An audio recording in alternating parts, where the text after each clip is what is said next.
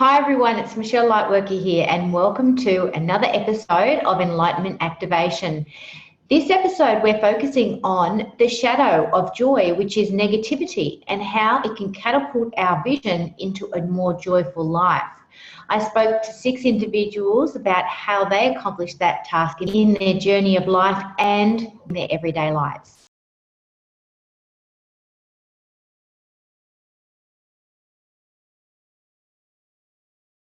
My name is Pat Armistead. I'm 64. I'm the world's first joyologist. I'm here to inspire hope, liberate compassion, and evoke joy.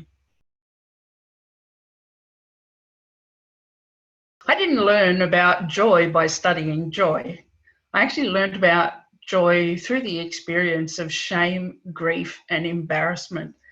And that was back in 2001. Through our conditioning, we believe certain things, and when life events happen in the external, we're meaning-making machines, and typically we make it mean, well, if that happened to me based on past conditioning, for me it was like, if this is happening to me, I must be really bad.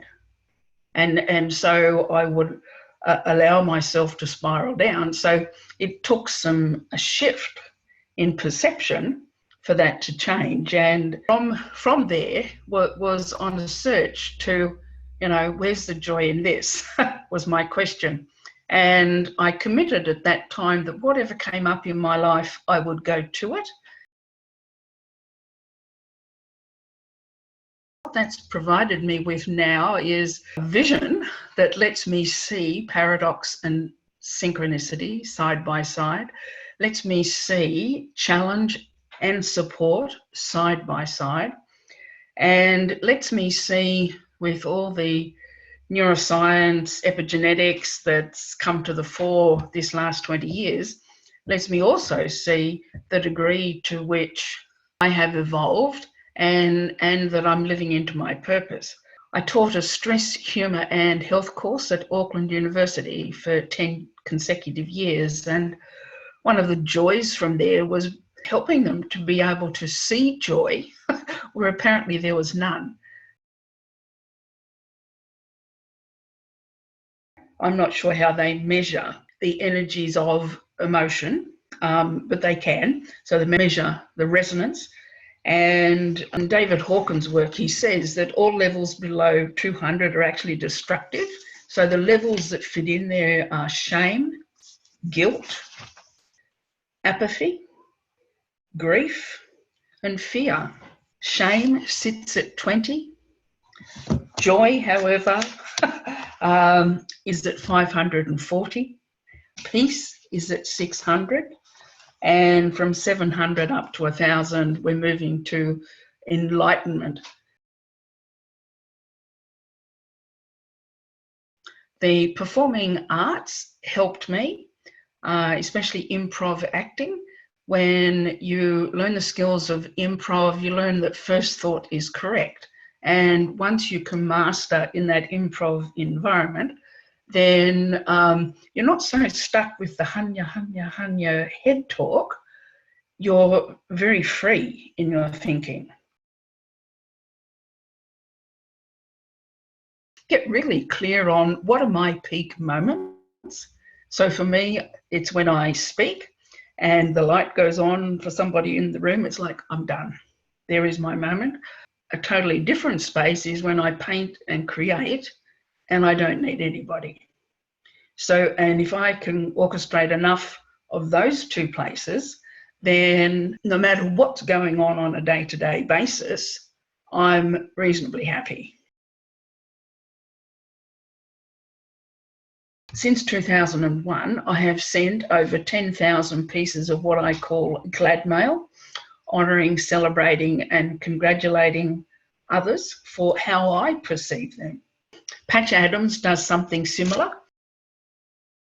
and there is great joy in these really small moments, what you can capture in a sentence. Patch is patron of a new television show, The Laughter Channel, that I'm producing. And he writes, great to hear from you and that you're doing well and trying to infect others.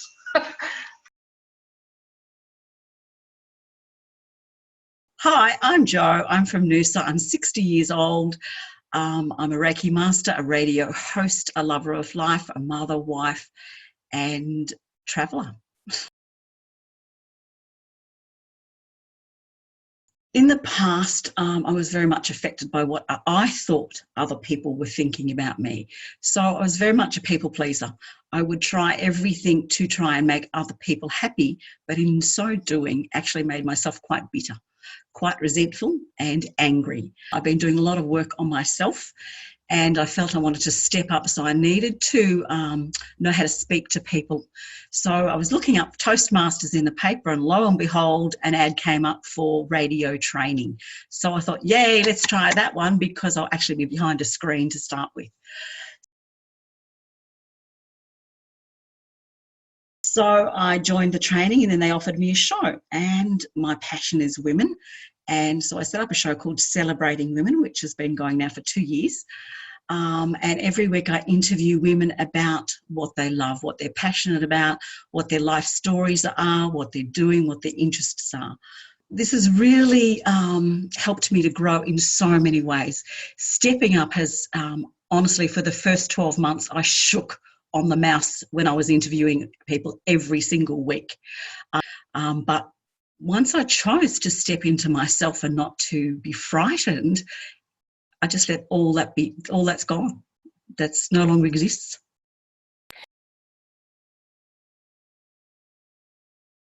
By stepping up every week, I stepped through a wall of fear. Every single week I had it, and every single week I would walk into it. It was like stepping into fire, absolutely terrified. But as I got through it, this wall opened up, this veil lifted, and what can I say? Just step into fear, because it's actually not there to hinder you at all. It's actually there for you to grow. Once you've stepped through the wall and you're in fear, it's no longer fearful.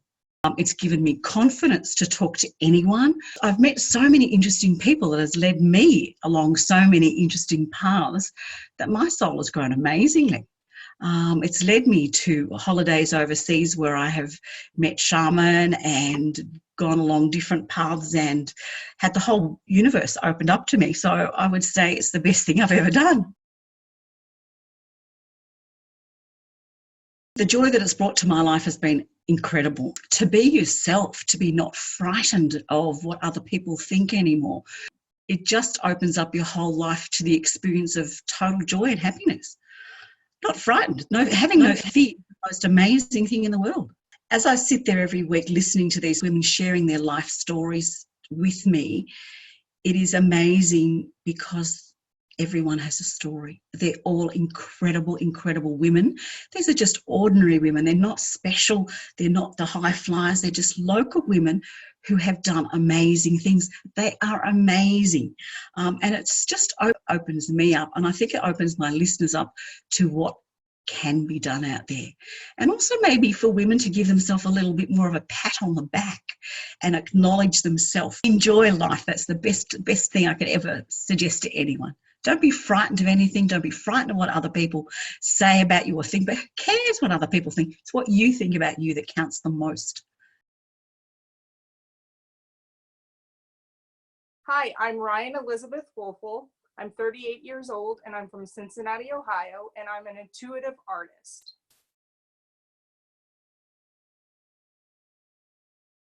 I started using art as a way to release energy after I had done some very deep intuitive reflection in my journaling in the morning.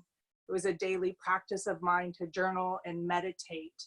And afterwards, I would have so much energy moving through my body that I would need to go get it out. And I started watercolor painting and using colors to help express this high amount of energy coming through me.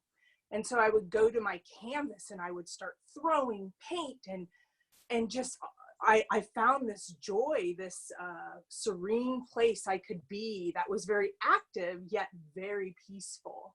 I used that type of art, that expressive intuitive art, after I had kind of done some inner reflection and inner transformations, and art became a healing process for me to transmute energy. Once they left, it made me start reflecting on myself and my life. And little did I know, I had a really, really rough childhood.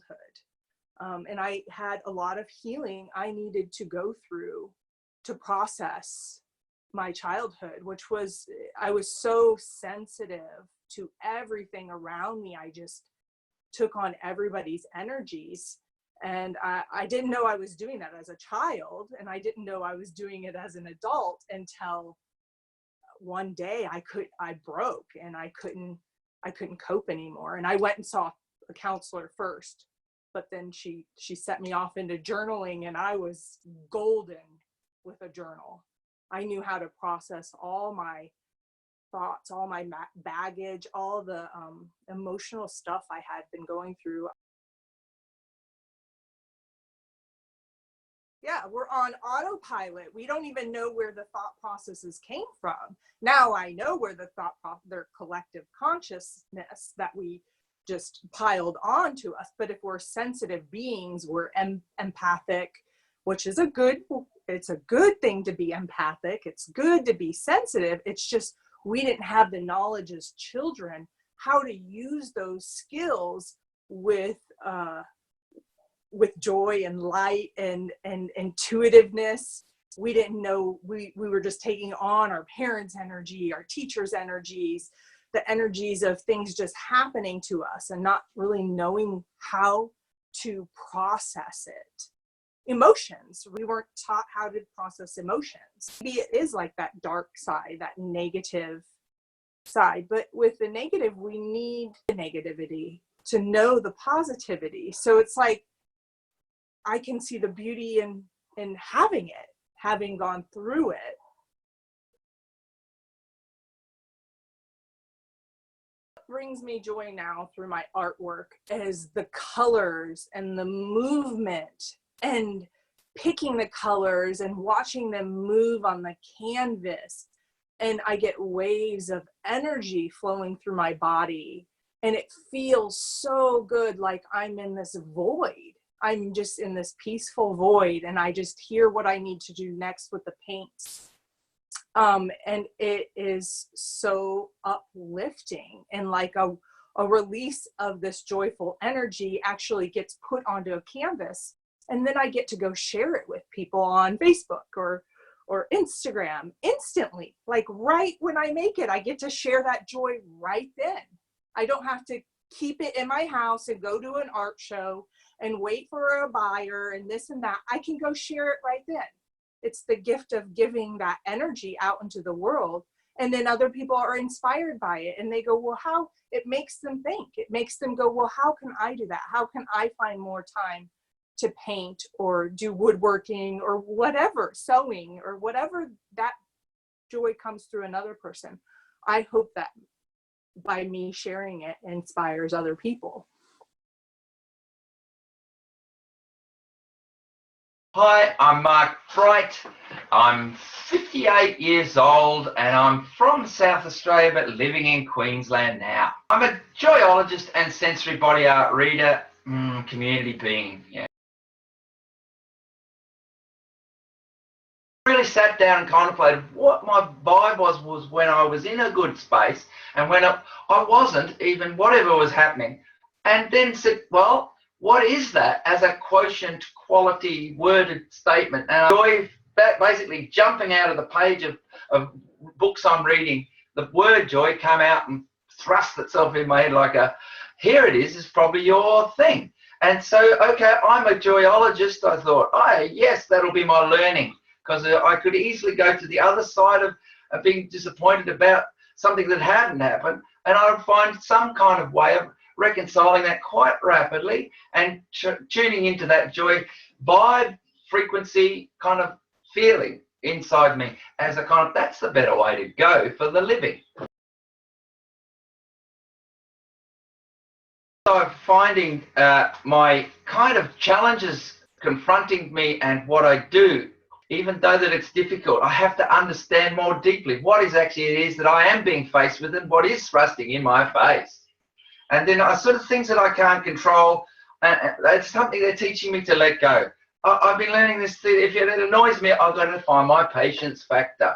If it kind of runs into kind of anger me, grumping me, I've got to forgive and have compassion, please. Not got to, but it's got to, my thing is to go into that recognition of the value that I'm being given when I run into a challenge or two.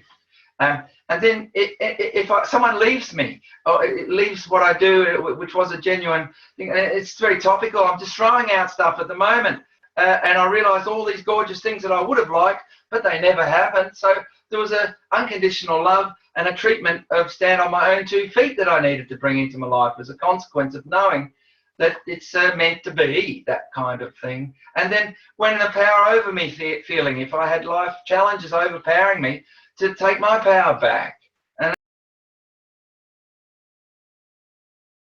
I have is a kind of like a kind of Pied Pipery way as I get the kids involved and they see a big grown-up fellow playing and I go with it. I get my tools out, I get fun stuff out, I get the world balloon I carry, I get my paints out and paint. You do this interactive stage show, sharing and caring with the land, music and colour, sound and light. And everybody, generally, I have a win with this. Parents come in, I end up painting the parents. You know, the parents are there. You know, paint daddy. So, you know, let's get in and do the sort of a collaborative community in unity thing. And mostly, if we help each other kind of a little bit, it's all everybody get even better than I ever thought, multiply the good. That's the plan. But it doesn't always come easy to people because we've been taught to put boundaries, Michelle. The boundaries are seriously in place with the old kind of concept of who we are, so it's kind of natural to stay in those fences. Fences in the background here, fence here, neighbourhood, fence, symbolic-y things. And you go, the new way, there'll be less fences.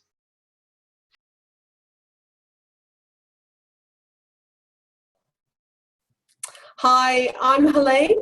I'm 43 years old and I'm from the Sunshine Coast in Queensland, Australia. And I am a psychic medium, vibrational healer, alphanumeric analyst. When I talk about joyful living, it really is about embracing the wholeness that is you. And the wholeness, not only that is you, but what you're participating in. You know, the life around you. We've all got these wonderful, intrinsically connected ways of moving about our world. And what fascinates me is that we have in every moment a choice that we can make. We can get up and participate. We can take our steps back if we feel a little bit overwhelmed, a little bit frightened, a little bit frustrated. And, you know, let's face it, we're human beings and we have these experiences, which is also fantastic because it gives us contrast. Now, this contrast is what I try and help people understand and use as a tool, because that contrast, where it sits with us vibrationally, is our barometer, as it is, you know, and we've all heard the term, our soul's barometer. Well, that is our soul telling us and giving us indications. It's kind of, you know, leading us down these tracks. You know, if you go over this way, it's going to be a little bit rough. If you sit with this decision, you're probably going to feel a little bit, or, you know, let's go here. It's so exciting and fun and we should do that. And also trying to feel comfortable sitting in joy. Some of us don't. Oh, you know, look at me 25 years ago and I would not have been comfortable living in joy. It's something that I actually had to come and recognise. I needed to find people who reflected that piece of joy. They saw it in me and they kept saying, you know, it's in you, it's in you. And the more that I heard that, the more that I allowed myself to entertain the possibility that the joy that they were feeling was actually reflected because a part of me was doing that. that got me excited. 20 years I've been trying to practice joyful living. You know, there are days, most days, I'm pretty good at it. But there are days where I'm not so good at it. The next important lesson I had to learn, the next important lesson was not to beat myself up when I felt I didn't get it right. You know, really, what's right and wrong anyway? Look, it's another contrast. And so when people come to me and they say, hey, what's this joyful living thing? I don't get it. You know, sometimes I feel like I'm faking it. So my advice to them is, that's good that you're feeling something. Because joy is all about feeling. It's all about taking back that moment and understanding what it's doing to you physically. You know, when I'm joyful, there are days where I can't stop smiling. I just can't. And people say, hey, why are you smiling? And I'm just so happy. And I mean it. It's really about being in the moment. It's about knowing that it's simple. Simple is not always easy, but when you can find the people, make the choice to find the people who reflect that wonderful, bright part of you, because we all have it. We all have it. There was a point in our lives where we could remember what that felt like. Hold on to that, fix on that, meditate on that, sit with it, roll around and get dirty with it. And when you find it, don't let that go. In your darkest moments, don't let that go.